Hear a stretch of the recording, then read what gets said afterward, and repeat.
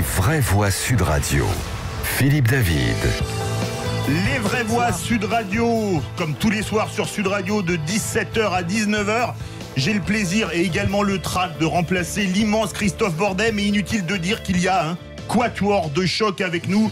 Philippe Bilger, haut magistrat qu'on ne présente plus. Bonsoir Philippe. Bonsoir mon cher Philippe. Laura du web, alias Laura Tenucci, qu'on ne présente plus non plus. On la voit à la télé, on l'entend sur Sud Radio. Bref, elle illumine. On n'a pas eu la météo, mais vous êtes un soleil qui illumine je vous remercie, le studio. Philippe, et j'en profite pour vous souhaiter une bonne année à tous les auditeurs de Sud Radio. Ah bah bonne année à vous aussi. C'est vrai qu'on ne s'est pas vu en 2019, oui, exactement. Le syndicaliste, enfin ex-syndicaliste, mais toujours syndicaliste dans l'âme, Jean-Claude Mailly. Bonsoir Jean-Claude. Bonsoir. Et meilleurs vœux à vous aussi, puisqu'on ne s'est pas encore vu en 2019. Si on s'est vu, vous avez raison, en 2019. On peut dire deux fois, c'est pas un problème. Et bien sûr, l'homme qui fait tout sur les réseaux sociaux. Oui, tout. C'est à la fois le KGB, la CIA, la DST. Il peut truquer tous les votes, mais il ne le fait jamais. Non, jamais. Philippe Rossi. Et pourtant, j'ai beaucoup de pouvoir. Bonsoir Philippe. Bonsoir. Premier sujet de débat, on va pas parler des débats, pardon, on va commencer par le détour de l'actu avec nos invités. Philippe Bilger, non, Laura du web, tiens, galanterie oblige. Laura, quel est votre coup de cœur ou votre coup de gueule dans l'actu ? C'est une nouvelle assez étonnante. Est-ce que vous saviez que la poussière pouvait faire grossir ? Pardon ? C'est ce qu'on apprend dans le livre du docteur Salman. Eh bien oui, la poussière fait grossir non pas parce qu'elle est pour la poussière en tant que telle, mais parce qu'elle véhicule des particules chimiques qui favoriseraient la création de cellules adipeuses. Et c'est très sérieux.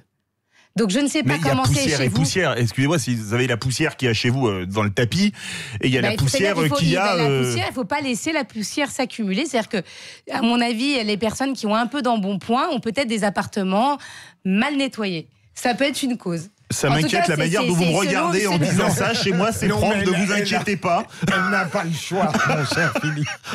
C'est parce que je suis bien élevée, je vous regarde dans les yeux, mon cher Philippe. Bon, en tout cas, c'est sérieux, voilà. Ça vous trouvez pas ça étonnant, Philippe Bilger ? Non, parce que moi-même, je n'ai pas de poussière. J'espère n'être pas encore adipeux. Et il a une ligne d'enfer. Ah oui. Non, mais il a les abdominaux, les abdominaux de Schwarzenegger. Hein. Et Jean-Claude Mailly, il doit vraiment être très maniaque. Ah oui, oui, je passe aspirateur tous les jours. Ah oui, alors. Non, mais j'y vais sur mon allez-y. Philippe. Je voulais reparler un peu de Mariani et de mon ami que j'ai peu vu depuis quelque temps, Jean-Claude Garot. Jean-Paul Garot. Jean-Paul, pardon. Vous l'avez appelé Jean-Claude, c'est pour ça. Jean-Claude, c'est un autre.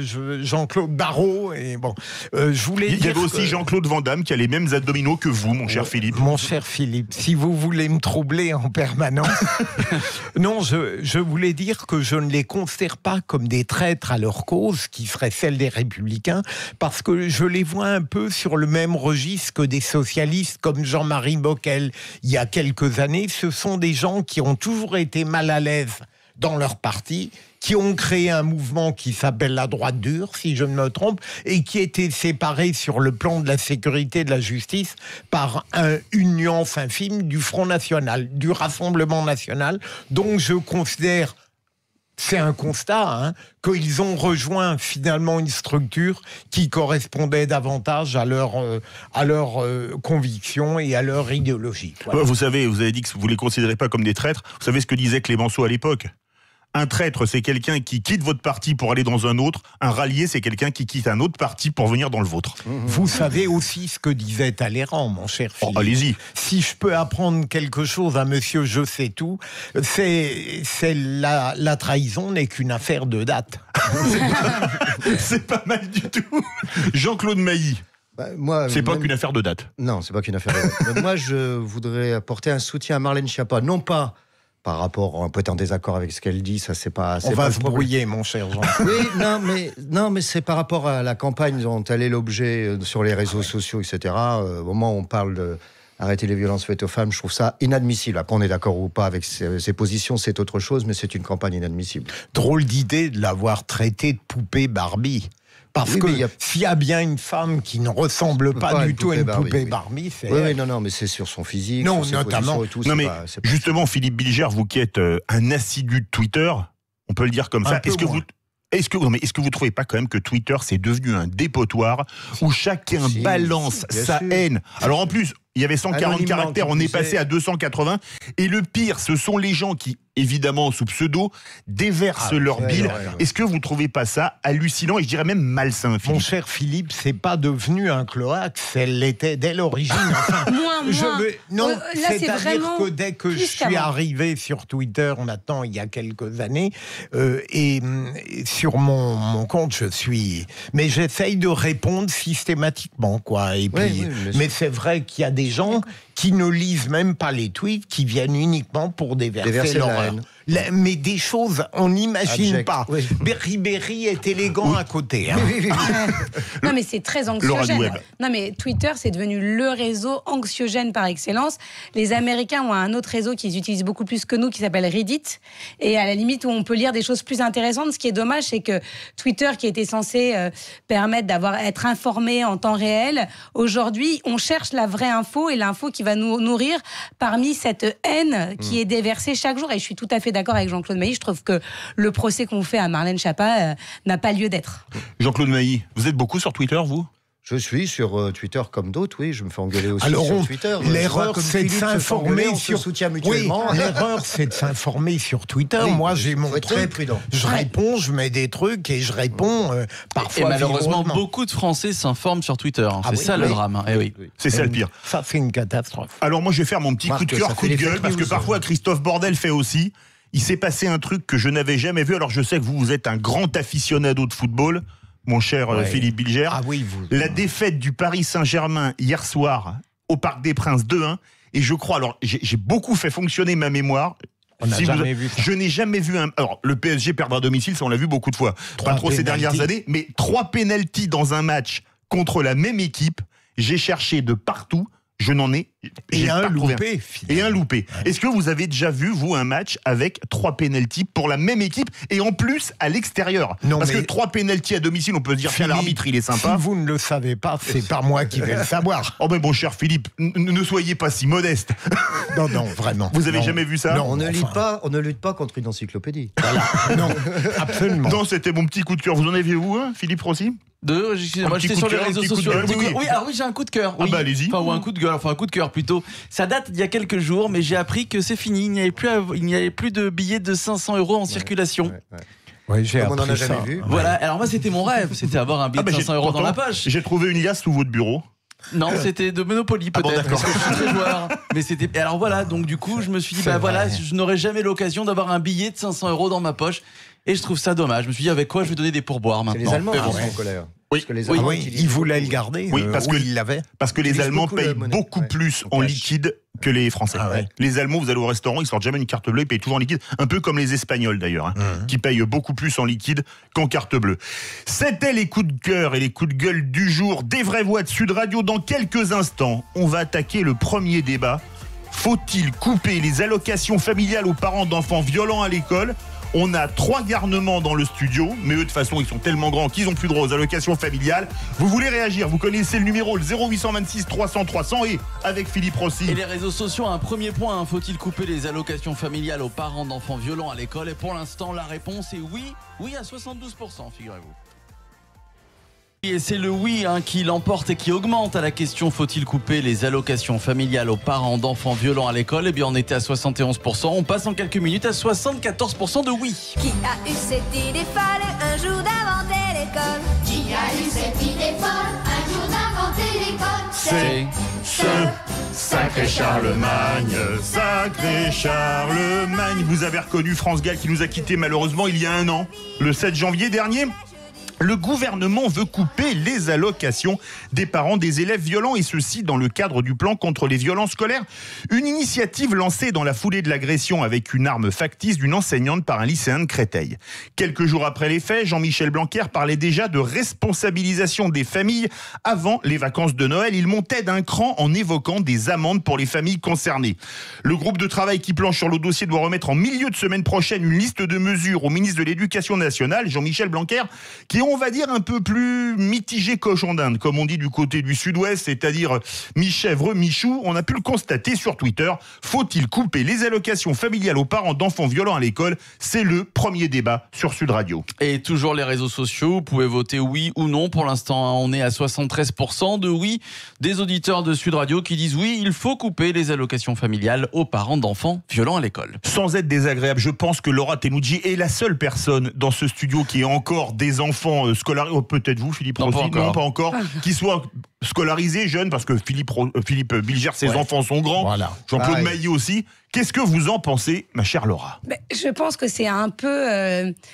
c'est une mesure, quand on la lit comme ça et quand on fait le sondage, qui est un peu rude, parce qu'il faut savoir, si on légifère sur tout, ce qui est quand même le cas de notre société de plus en plus à vouloir légiférer sur tout, quand on dit, voilà, on supprime les allocations familiales aux enfants violents, il faut savoir à quel moment commence la violence. Est-ce que c'est une gifle?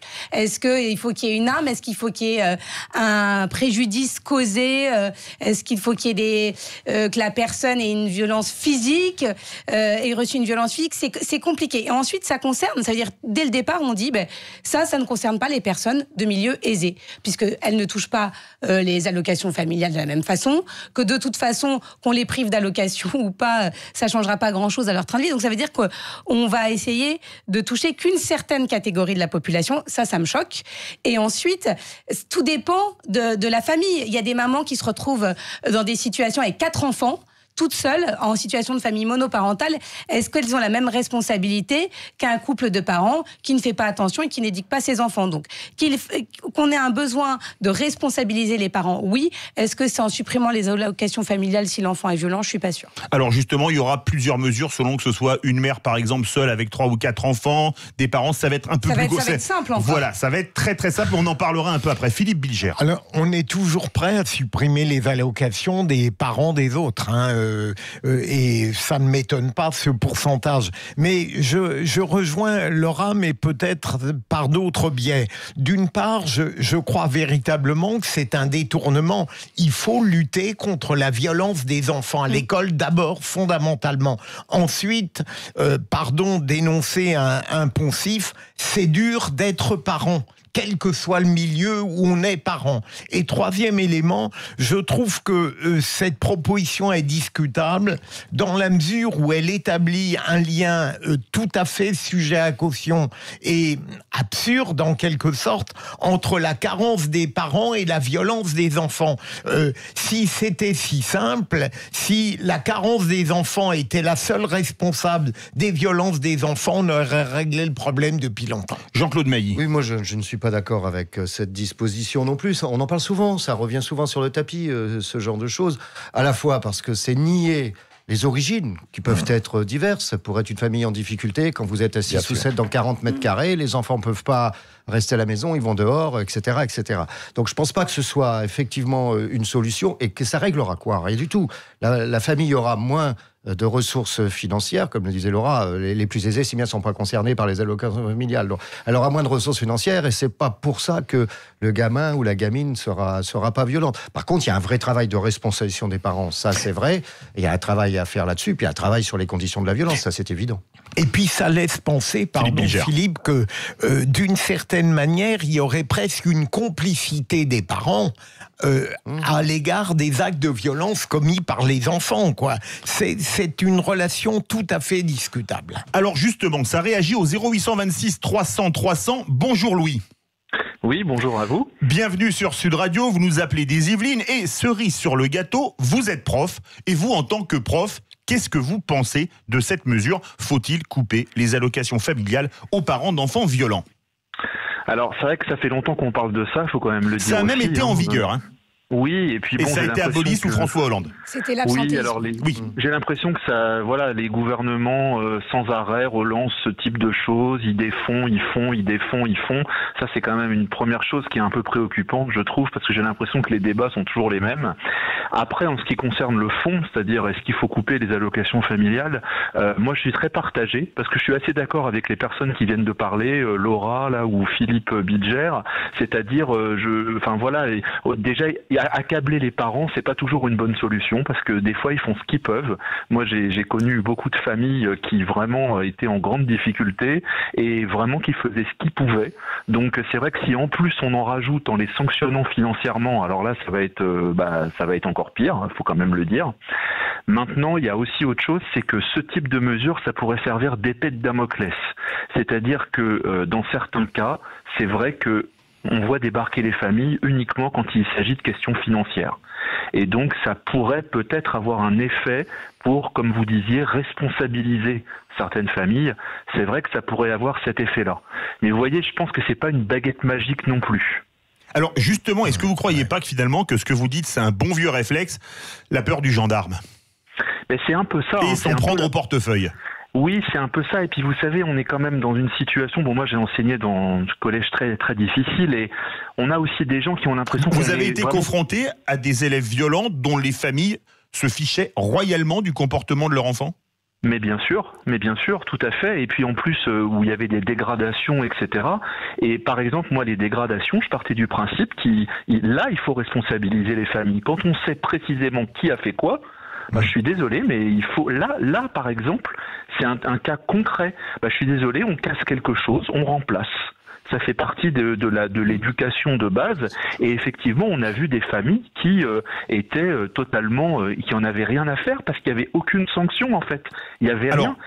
Et bien justement, je vais vous donner une info, Louis, et à tous. Le système, il s'inspire de la loi Ciotti qui a été abrogée sous Hollande sur l'absentéisme scolaire. C'était à l'époque, les établissements scolaires feraient remonter les dossiers à l'inspection académique qui serait ensuite chargée de demander à la caisse d'allocation familiale de cesser les versements et la sanction serait équivalente au montant des dommages en cas de dégradation matérielle.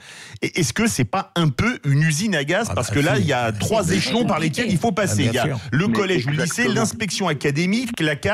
C'est un peu soviétique ce truc. Mais ça c'est de la politique actuelle, ça, c'est-à-dire en fait on invente toujours de l'administratif. Alors forcément, comme vous dites, c'est une usine à gaz, mais en fait il faut réagir vite et il faut réagir intelligemment. Et je pense que dans les établissements, il y a le personnel éducatif de l'établissement est tout à fait capable de gérer intelligemment un certain nombre de choses si on lui en donne les moyens, bien sûr. Laura Tenoudji, vous voulez réagir à ce que dit Louis, enseignant dans les Yvelines? Non, mais je suis assez d'accord avec lui, mais ce qu'on peut constater depuis quelques années, c'est qu'il y a un vrai manque de respect des élèves pour leurs professeurs. On parle de violence, mais récemment on a vu des élèves filmés sous la jupe d'une prof qui a porté plainte, poster ça sur les réseaux sociaux, l'insulter. Donc en fait, il faut prendre le problème à la base et arriver à réinstaurer le respect pour les professeurs. Enfin, moi, je me souviens, et je ne suis pas si âgée que ça, que quand le professeur rentrait en classe, on se taisait, il y avait un vrai respect du prof. On se levait même à l'époque. On se levait, évidemment, et on se taisait. Longtemps.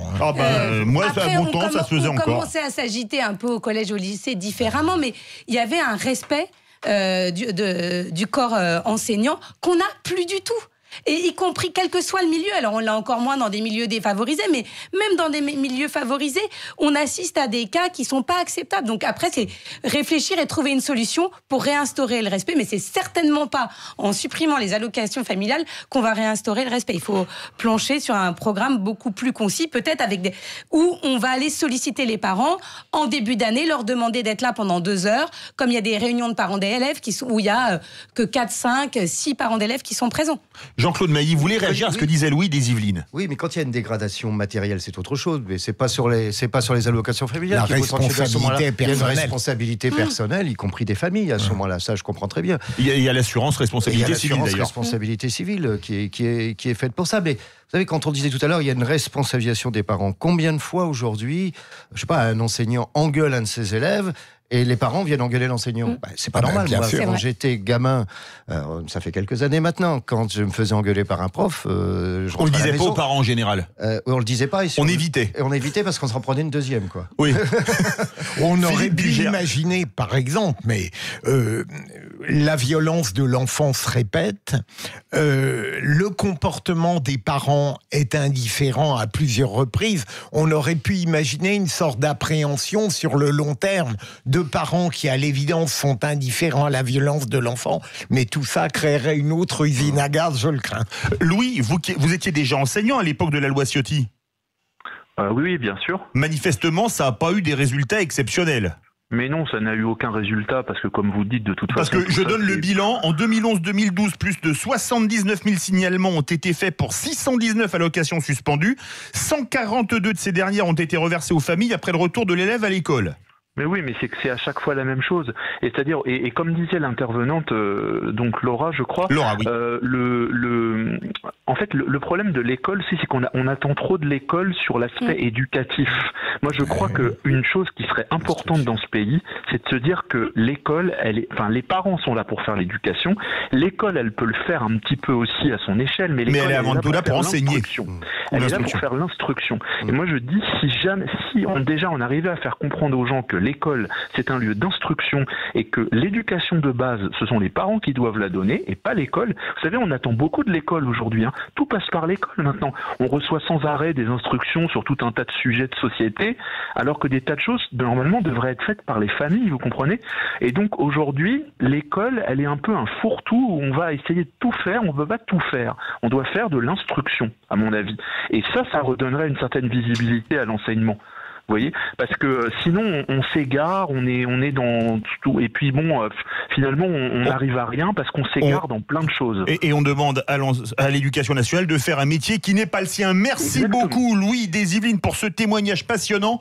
Où en est-on, mon cher Philippe Rossi, sur Twitter? Et la question, faut-il couper les allocations familiales aux parents d'enfants violents à l'école? Vous êtes nombreux à voter ce score, 75% de nos auditeurs qui ont une réponse plutôt catégorique. Elle est oui à 75%. Vous êtes bien sur Sud Radio, c'est les vraies voix. On se retrouve dans quelques instants. Vous pouvez bien évidemment toujours nous appeler au 0826 300 300 pour réagir en direct à l'antenne.